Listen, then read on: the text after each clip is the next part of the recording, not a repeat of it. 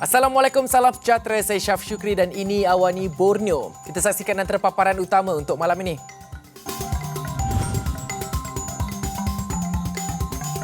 Kecewa tidak dihargai, punca Adun Elopura tinggalkan DAP Sabah.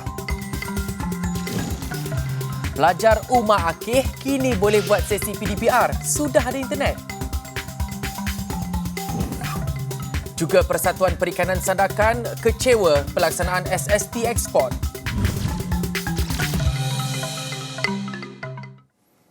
Dua ahli Dewan Undangan Negeri Adun dan seorang bekas senator mewakili DAP Sabah mengumumkan keluar parti pada malam Rabu.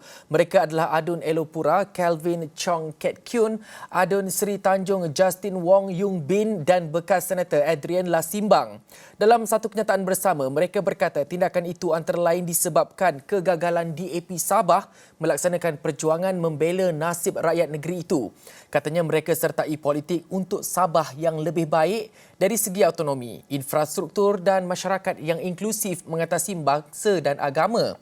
Malangnya hasrat itu tidak dapat dicapai menerusi DAP Sabah. DAP Sabah kini tinggal 4 adun iaitu Frankie Pun Tanjung Papat, Pung Jinza Luyang, Jenny Lasimbang Kapayan dan Tan Li Fat Likas. Pada pilihan raya negeri PRN Sabah lalu, DAP Sabah menang 6 kerusi daripada 7 yang ditandingi. DAP Sabah menjadi parti pembangkang kedua yang kehilangan adun selepas Parti Warisan Sabah Warisan berikutan tindakan mereka keluar parti selepas hilang kepercayaan terhadap kepimpinan parti.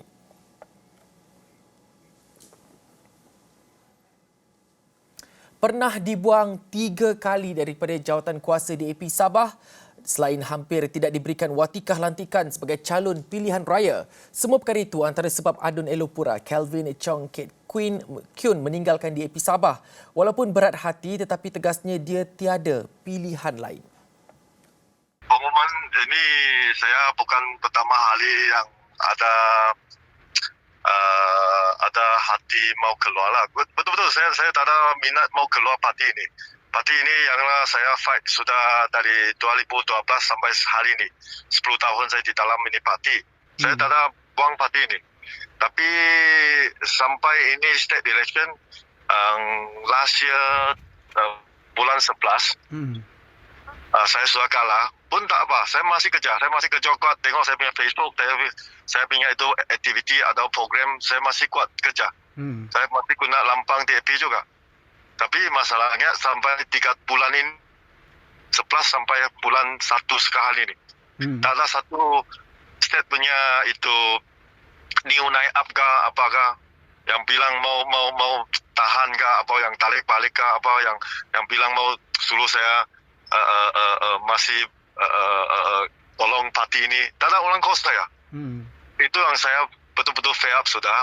Beliau berkata demikian ketika dihubungi Astro Awani pada Jumaat. Kelvin berkata dia telah berbincang mengenai perkara itu dengan jawatan kuasa DAP Elopura. Selain itu, dia akan menjadi adun bebas yang tidak menyokong mana-mana pihak ketika ini. Saya hanya fikir parti DAP sahaja.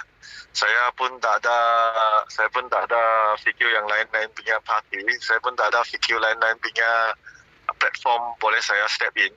Itu sekarang saya perlu start fikir mana satu platform lah. Sekarang saya masih bebas, bukan pro kerajaan, bukan pro pembangkang. Terdahulu, Kelvin bersama Adun Sri Tanjung Justin Wong Yung Bin dan bekas senator Adrian Lasimbang umumkan keluar DAP Sabah melalui satu kenyataan bersama pada Khamis. Kira-kira 800 penduduk Umar Akeh Long Lama pedalaman Miri cukup gembira. Puluhan tahun menunggu, kini rumah panjang mereka ada capaian internet.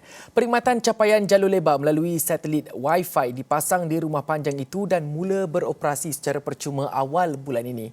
Para penduduk rata-rata petani pasti gembira. Hasil pertanian dapat dipasarkan secara online, apatah lagi para pelajar. Sesi PDPR kini lebih mudah dengan adanya internet. Selain itu, kita tahu juga ini antara rahsia antara rahsianya kampung kita, kampung Umar Akeh, ketika musim durian, kampung kita antara buah durian yang lazat, yang paling sedap, yang antaranya lah yang di Baram. So pada musim durian ini tadi, terutamanya minggu ini tadi, bila internet ni siap dipasang pada minggu ini tadi, mereka terus promote ataupun promosi durian mereka di atas talian. So kepada yang nak membeli durian boleh datang ke kampung kami kerana di sana ada durian untuk anda nikmati. Selain meningkatkan tahap perhubungan dalam masyarakat, capaian internet 24 jam itu mengurangkan isu PDPR di kawasan pedalaman itu. Kalau nak dapatkan call tu, calling biasa je dapat. Tapi untuk internet, kita terpaksa pergi ke hadapan rumah kita, terutamanya di JT ataupun di pondok menunggu, di hadapan rumah kampung kita untuk mendapatkan internet yang baik. Itu pun kalau bernasib baik untuk dapatkan 4G ataupun bekalan internet yang laju. Namun, penduduk di Uma Akeh masih berharap akan ada satu fasiliti telekomunikasi yang kekal dibina di kawasan tersebut. Perkhidmatan yang disediakan oleh Suruhanjaya Komunikasi dan Multimedia Malaysia atau SKMM itu hanya akan beroperasi secara percuma hingga Januari 2024. Untuk makluman, perjalanan ke Uma Akeh boleh mengambil masa sehingga 2 jam 30 minit dari Bandar Miri atau 15 minit dari Long Lama.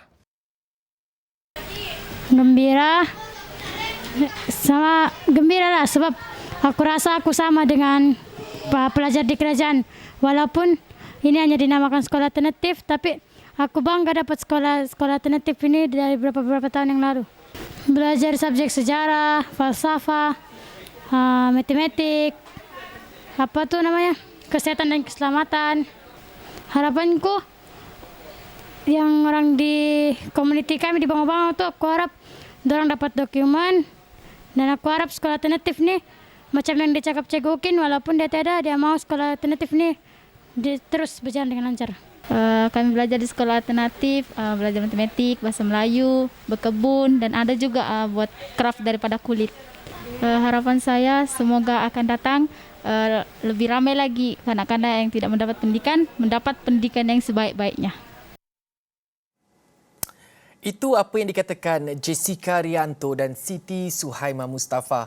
Mereka merupakan antara pelajar sekolah alternatif yang tidak mempunyai taraf kewarganegaraan atau stateless, tetapi ada peluang untuk mendapat pendidikan. Ini merupakan inisiatif Teach for the Needs TFTN Malaysia dan ditubuhkan sejak 2017 di Semporna. Bagi seorang guru sekolah alternatif Semporna, Mukmin Nantang, sekolah itu bukan hanya menekankan pendidikan tetapi juga mengenai hak kanak-kanak stateless. Kita memberitahu semua anak-anak kita bahawa mereka sendiri mempunyai hak sebagai manusia, sebagai kanak-kanak. Jadi kami mahu anak-anak ini datang dengan keadaan dia tahu bahawa dia tak boleh diganggu sesuka hati. Orang tak boleh marah dia sesuka hati. Orang tidak boleh pukul dia sesuka hati. Orang tidak boleh tindas dia sesuka hati. Dan kami juga mengajar anak-anak di sini tentang budi. Yang macam bagaimana kalau selain kita mempertahankan hak kita, kita harus melakukan perkara-perkara baik.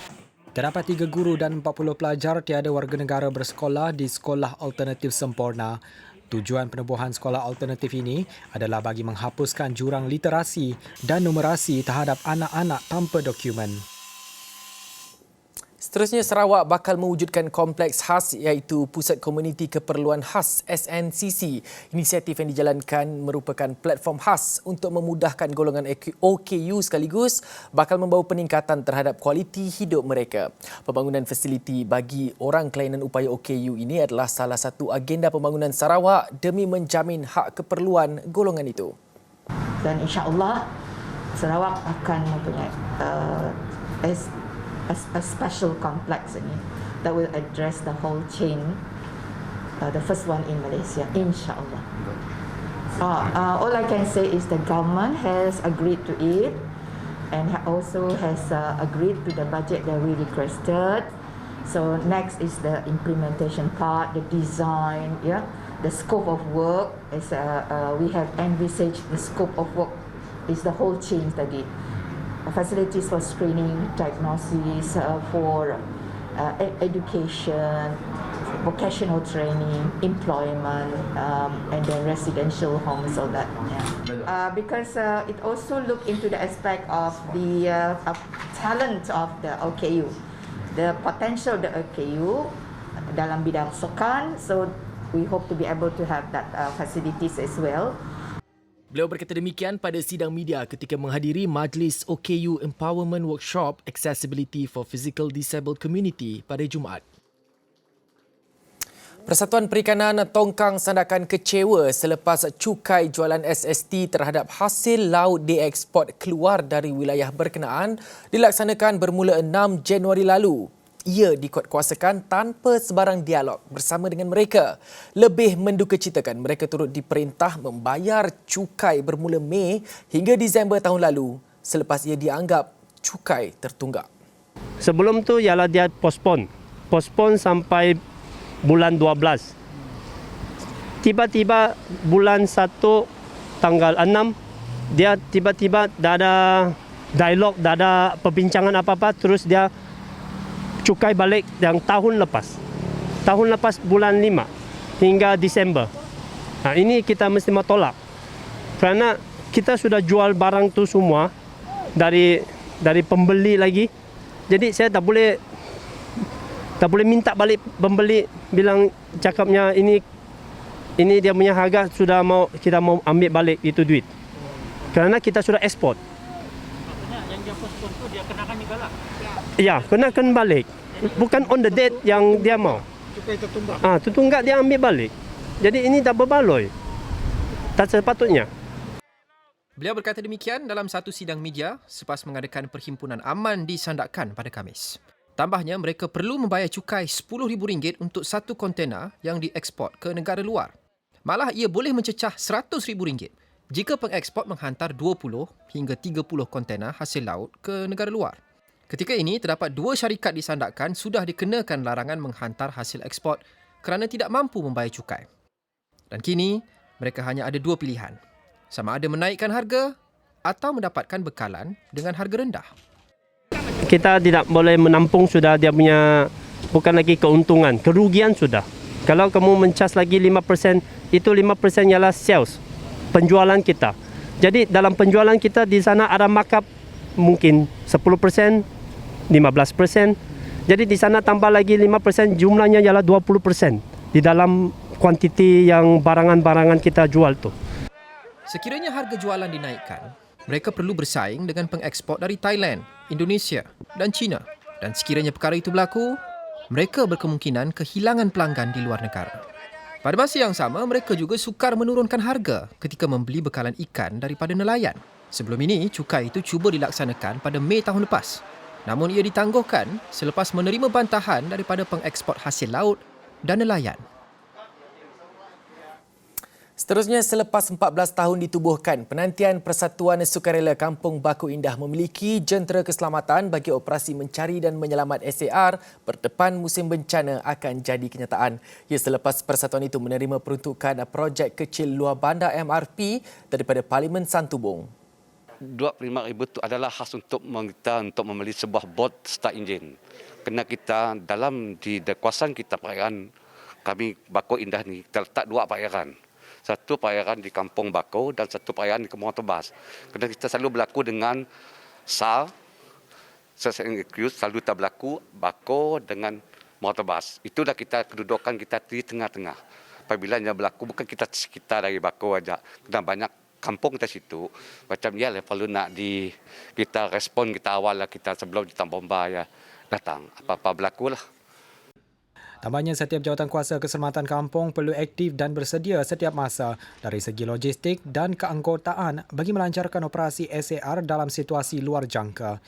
Dalam pada itu, sejumlah RM216,000 peruntukan MRP disalurkan kepada lebih 15 badan bukan kerajaan NGO dalam Parlimen Santubong.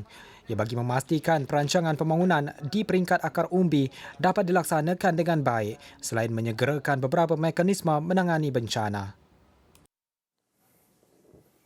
Itu sekian Awani Borneo. Assalamualaikum, salam hormat.